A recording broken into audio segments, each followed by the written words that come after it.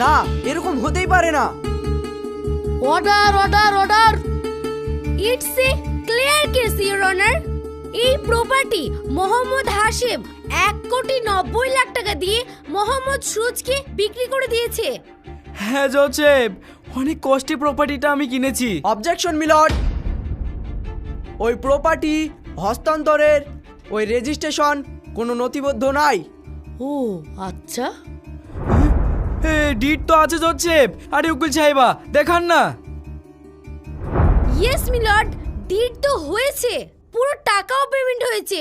Mohammad হাশিমের signature ও biometric signature সহ তার document.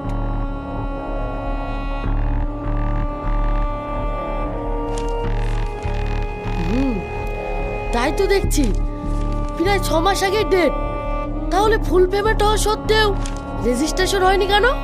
এই টাকা নিয়ে পাত্তাই তো দিচ্ছে না জোসেফ। কোথায় কোথায় পালিয়ে বেড়াচ্ছে। না, প্রায় 3.5 কোটি সম্পত্তি, চালু ব্যবসা 1,90,00,000 টাকায় কেন বিক্রি করবে? এই সুরজের ক্রিমিনাল ব্যাকগ্রাউন্ড আছে মিলর্ড। অবজেকশন মিলর্ড, ব্যাকগ্রাউন্ড দিয়ে বর্তমান মামলাকে বিচার করা যায় না, প্রমাণ কথা বলছে। হ্যাঁ জোসেফ, আমি খুব কষ্টের টাকায় কিনেছি। আচ্ছা আচ্ছা ঠিক আছে, বাদি হাসেম বিশ্বাস কোথায়? ওখানে তো সমস্যা চলছে। টাকা নেওয়ার পর আর রেজিস্ট্রি করে দিতেই চাইছে না, পালিয়ে বেড়াচ্ছে। হ্যাঁ জোসেফ, আমার আপন দিদির স্বামী এরকম বেইমানি করলে আমি তো পথে বসবো। না জজ সাহেব, তা যদি হয় তাহলে মোহাম্মদ হাশিমের পক্ষ থেকে আপিল হবে কেন? আপিল তো হবার কথা মোহাম্মদ সুরজের পক্ষ থেকে। তাও ঠিক। মোহাম্মদ সুরজ তো আগেই বলেছে মোহাম্মদ হাশিম তার আপন ভগ্নিপতি, তাই সে কোনো কড়া পদক্ষেপ করছিল না। হ্যাঁ,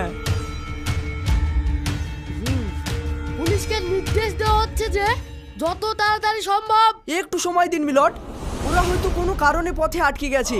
তাছাড়া এই সিগনেচার আসল নাকি নকল তাও দেখা প্রয়োজন। আদালতে সময়ের মূল্য আছে। আগামী 14 জুলাই পরবর্তী শুনানি ধার্য হলো। আপনি যে করেই হোক হাসেম বিশ্বাসকে হাজির করুন।